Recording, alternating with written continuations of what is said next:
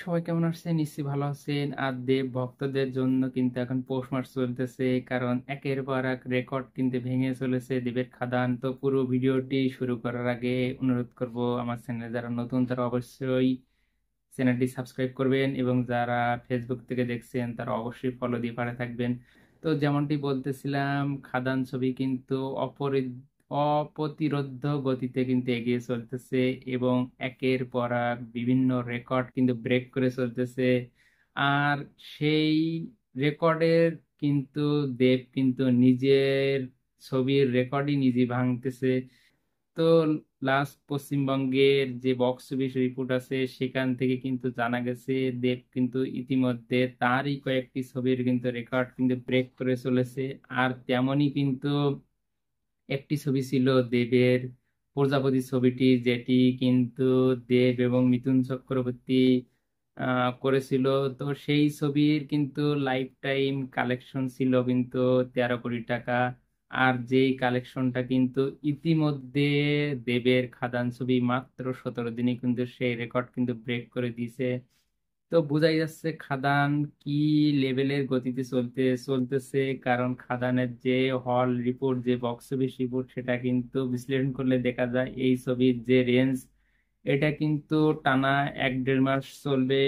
একবারে এভাবেই কিন্তু চলতে থাকবে। তো যেহেতু এই ছবি কিন্তু টানা 1-1.5 মাস যদি চলে, তো দেবের আরো যে কয়েকটি ছবি আছে, যেসব ছবিগুলো কিন্তু অ্যামাজন অভিযান বা চাঁদের পাহাড়, এসব ছবিগুলোর কিন্তু রেকর্ডও ভাঙার কিন্তু হাতছানি আছে, যদি যে গতিতে দেবের খাদান ছবিটি ব্যবসায়িক দিক দিয়ে কিন্তু একের পর এক রেকর্ড ভাঙতেছে। তো আশা করা যায় এই ছবিটি কিন্তু দেবেরই যে বড় বিগ স্কেলের যে ছবিগুলো, বড় বাজেটের, বড় বক্স অফিস ইনকাম করা যে ছবিগুলো আছে, সে ছবির মধ্যে কিন্তু প্রজাপতি ছবিটি ছিল। সেটার রেকর্ডটা যদি ভাঙলো, সামনে কিন্তু দেবের যে চাঁদের পাহাড়ের রেকর্ড আছে সেটাও কিন্তু ভাঙার হাতছানি দিচ্ছে সামনে থেকে।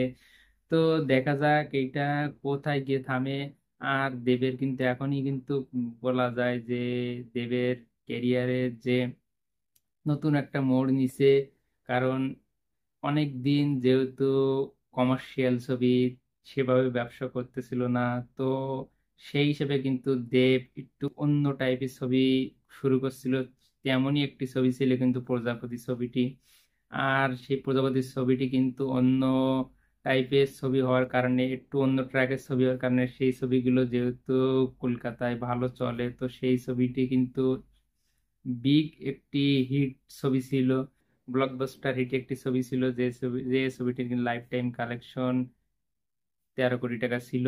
তো এটি সম্পূর্ণ খাদান ছবিটি কিন্তু সম্পূর্ণ কমার্শিয়াল ছবি, আর সেই কমার্শিয়াল ছবি হিসাবে কিন্তু সেই প্রজাপতি ছবির রেকর্ডটি কিন্তু ব্রেক করে দিল দেবের খাদান ছবিটি।